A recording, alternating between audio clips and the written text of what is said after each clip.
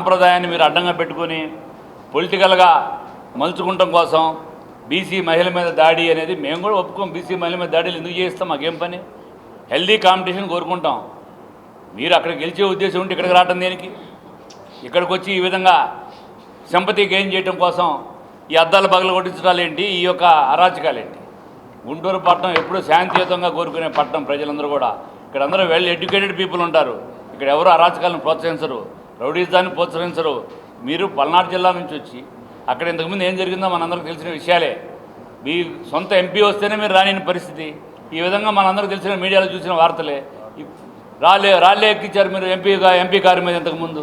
మీరు ఇట్లాంటి సాంప్రదాయాన్ని ఇక్కడ కొనసాగిస్తానంటే మాత్రం ప్రజలు మిమ్మల్ని తిరగబడతాం ఖాయం. ప్రజలే మేమే తిరగబడతారు. ఇట్లాంటి జరగనీరు. ఇక్కడ అందరూ క్షేమం కోరుకుంటారు. ఇక్కడ శాంతియుతమైన వాతావరణంలో ఎలక్షన్ జరగాలని కోరుకుంటారు. మీరు ఏదోగా తప్పుడు కేసులు, కోడికత్తి కేసులు లాంటి పెట్టి ఏదో ఇక్కడ సింపతి గెయిన్ చేయాలంటే ప్రజలందరూ కూడా నమ్మరు. ఇట్లాంటి చర్యలు మానుకొని మేము కూడా ఎవరైనా మా వాళ్ళు ఉన్నా కూడా అట్లాంటివి చేయించాం, గట్టిగా మందలిస్తాం. ఏ విధంగా ఎఫ్ఐఆర్ అర్ధరాత్రి తయారైందో, ఈ పేర్లు తెలుగు టైప్ రైటింగ్ ఎక్కడ టైప్ చేశారో, ఈ పేర్లు ఎలా వచ్చినాయో దాని మీద విచారణ జరిపించాలని చెప్పి మేము ఎస్పీ గారిని డిమాండ్ చేస్తాం. Thank you.